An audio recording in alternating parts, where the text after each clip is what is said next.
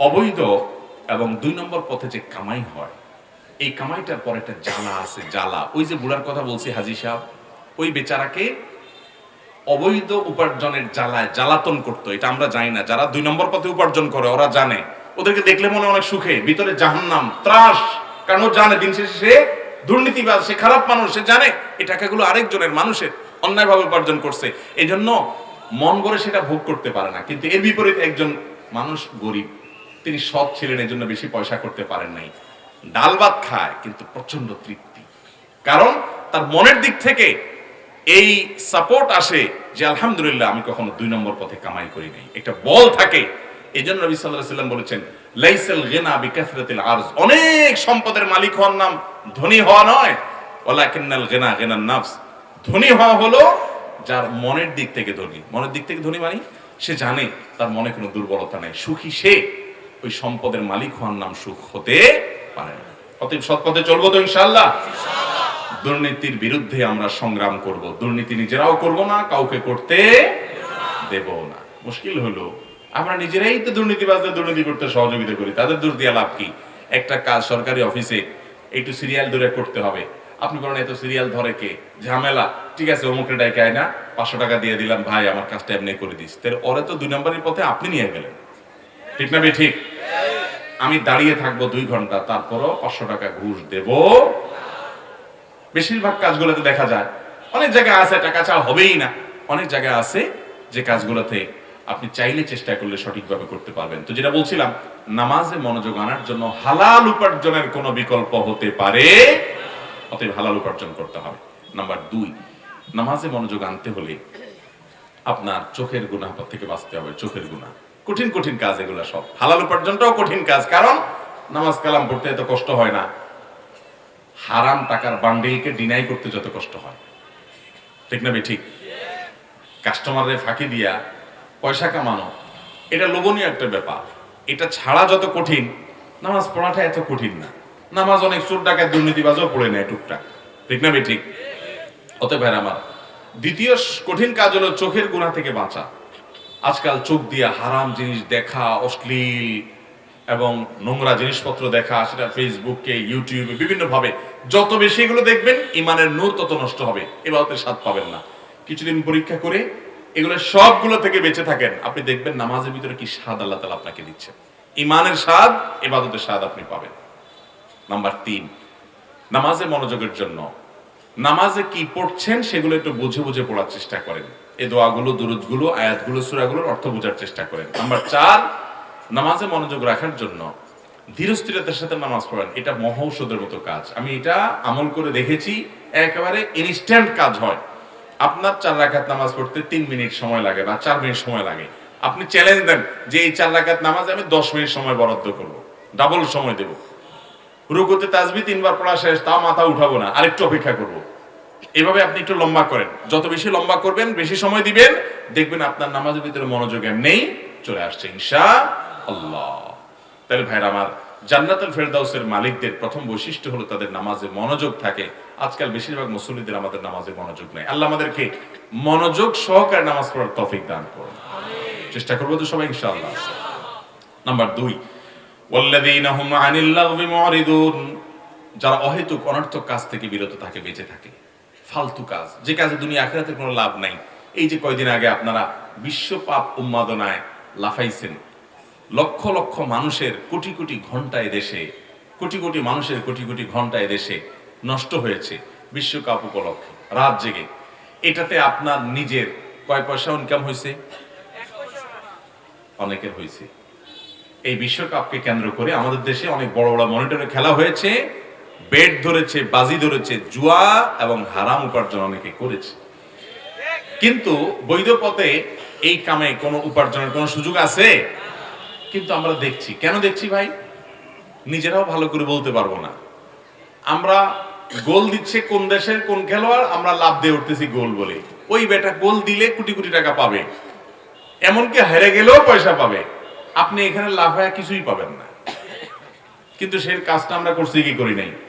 এরপর যুবক বলেন, বৃদ্ধ বলেন, বৃদ্ধদের দেখেন শয়তান সবার জন্য কিছু কিছু আইটেম রাখে। ওই যে চিরশত্রু, সে তো আপনার জান্নাতে যেতে দিবে না।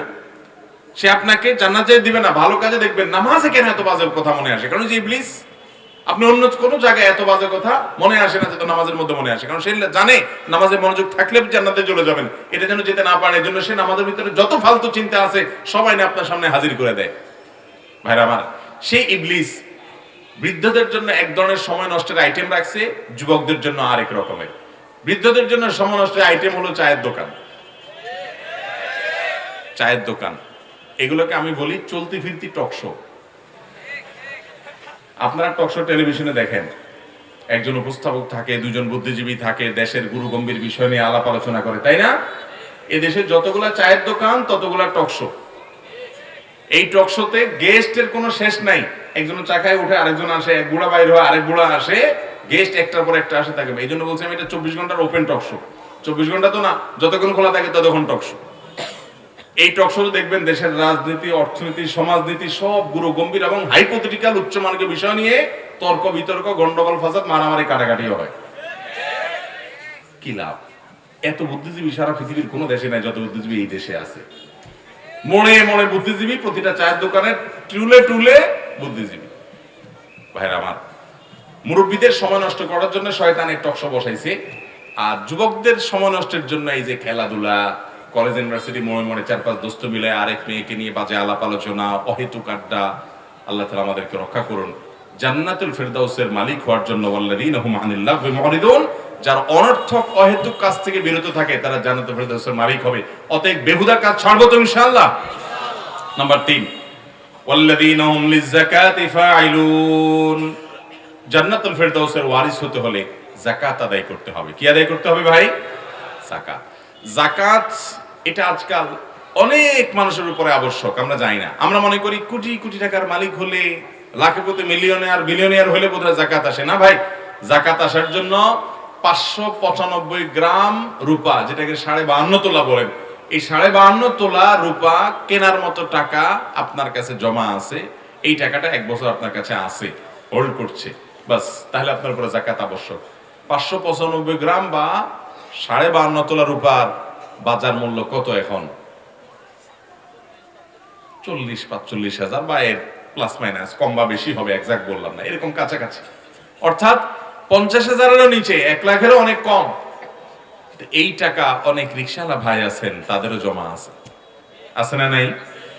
তাহলে দেখা যাবে বহু লোকের উপরে যাকাত ফরজ হচ্ছে, আমরা দেই না। আমাদের কাছে অনেকে যাকাতের মাসআলা জিজ্ঞাসা করতে আসে। এই মাসআলা জিজ্ঞাসা করার স্টাইল দেখে বোঝা যায় উনি ফাঁক ফুকুর খুঁজতেছে বের হওয়ার জন্য। যাকাত কিভাবে না দেওয়া যায় সে বুদ্ধি খুঁজতেছে। একজন আমাকে একবার প্রশ্ন করেছে, বলে ভাই আমার 10 ভরি স্বর্ণ আছে, মহিলা মানুষ, বলে যে এই স্বর্ণগুলার যাকাত দিতে গেলে প্রতি বছর কিছু টাকা খরচ হয়, টাকা লেগে যায়। তো আমি একটা বুদ্ধি বাইর করছি, সেটা হলো যে 1 বছর পরে তো যাকাত দেওয়া লাগে, যখন আমার একটা বছর পূর্ণ হবে তার 2-3 মাস আগে এখান থেকে 5 ভরি আমি মেয়েকে দিয়ে দিব। ওর কোনো স্বর্ণ নাই, তাহলে ওর 5 ভরি আর আমার 5 ভরি, তাহলে 7.5 কারোরই নাই, যার কারণে ওরও যাকাত দেওয়া লাগলো না, আমারও দেওয়া লাগলো না। আবার 5-6 মাস পরে ও আমার ওইটা দিয়ে দিল। আমি বললাম যে সুবহানাল্লাহ, আপনি যদি মাদ্রাসায় পড়ালেখা করতেন আপনি অনেক বড় মুফতি হতে পারতেন। মাথায় এত বুদ্ধি মাশাআল্লাহ, ফাঁকি দেওয়ার জন্য। ভাইরা আমার, যারা যাকাত দেয়াটাকে বোঝা মনে করছেন, শুনে রাখেন, নবী করিম সাল্লাল্লাহু আলাইহি সাল্লাম বলেছেন কিয়ামতের আগে একটা সময় আসবে যে মানুষ যাকাত দেওয়াটাকে জরিমানা মনে করবে, অর্থদণ্ড মনে করবে, এটাকে লস প্রজেক্ট মনে করবে। আরে ভাই, যাকাত দিচ্ছেন মানে তো আপনার আখিরাতে এটা জমা হচ্ছে, এটা তো আপনার লসের কিছু নাই। যত বেশি যাকাত দেওয়া লাগবে তত আপনার ভালো, কারণ সম্পদ যেটা আপনি উপার্জন করছেন এটা নিজে খেয়ে ফেলছেন, এটা আপনার হয়ে গেল, আর যেটা দান করছেন সেটাও আপনার হয়ে গেল, আখিরাতের জন্য জমা হয়ে গেল। আর এছাড়া যেটা আছে এটা সব মানুষের, আপনার মরার পরে সব ভাগযোগ করে নিয়ে যাবে। তাহলে আপনার চেয়ে বোকা এবং নির্বোধ কে হতে পারে যে আপনি মানুষের জন্য সব রেখে চলে যাচ্ছেন? অতএব যাকাত দিব তো ইনশাআল্লাহ হিসাব করে করে। যাকাতকে যারা অর্থদণ্ড মনে করে, জরিমানা মনে করে, এটাকে লস মনে করে, তারা বোকার স্বর্গে বাস করছে, তারা ভুলের মধ্যে আছে। যাকাতকে কখনো এটাকে জরিমানা মনে করা যাবে না। আপনার অনেক খরচ আছে, নিয়মিত দান করা হয় না, একুশিলা প্রতি বছর কিছু টাকা আপনি দান করছেন, আলহামদুলিল্লাহ, এটা একটা সওয়াবের কাজ। অনেকে প্রশ্ন করে, ভাই ব্যাংকে আমার 5 লাখ টাকা ফেলে রাখছে, মেয়ের বিয়েতে লাগবে, ছেলের পড়াশোনা লাগবে, অমুক কাজে লাগবে, এটা তো আমার ব্যবসার উদ্দেশ্য নেই, এই টাকারও কি যাকাত দিতে হবে? যখন আমরা বলি হ্যাঁ, বছর অতিক্রম করলে 1 বছর ধরে পড়ে থাকলে যাকাত দিতে হবে, তো বলো ভাই তাহলে তো এটা আমার লস হয়ে গেল, আমার তো কোনো ব্যবসা নেই। ভাই, এই টাকাটা ব্যাংকে যদি রাখেন, ব্যাংক আপনাকে 10 লাখ টাকার বেশি যদি রাখেন, যে টাকায় রাখেন, এই টাকা রাখার কারণে ব্যাংকে যে টাকাটা রাখছেন সেজন্য তারা বছরে একটা সার্ভিস ফি কাটবে কি কাটবে না? কাটবেন একটা সার্ভিস ফি।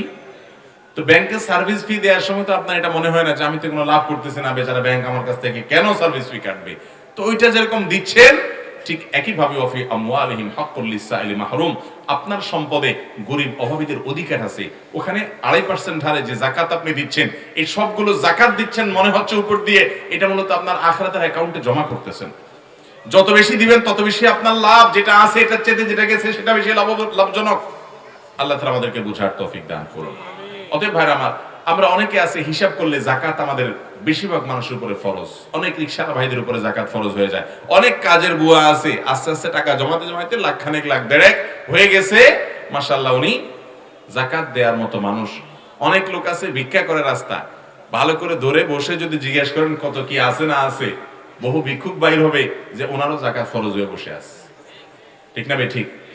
ভাইরা আমার, অতএব যাকাত হিসাব করে দিতে হবে, এটাকে জরিমানা মনে করা যাবে না। এটা জান্নাতি লোকদের অন্যতম গুরুত্বপূর্ণ একটি পূর্ব শর্ত, একটা বৈশিষ্ট্য থাকতে হবে তাদের, যে তারা যাকাত দিবে। নাম্বার 4, ওয়াল্লাযীনা হুম লিফুরুজিহিম হাফিজুন। এটা সবচেয়ে কঠিন পয়েন্ট, সবচেয়ে কঠিন পয়েন্ট। যারা নিজের ইজ্জতকে, সম্ভ্রমকে, লজ্জাস্থানকে হেফাজত করে, কন্ট্রোল করতে পারে, এই লোকগুলো জান্নাতে যাবে।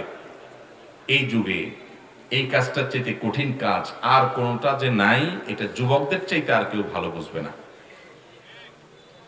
নিজের ইজ্জত, সম্ভ্রম, এটাকে হেফাজত করা।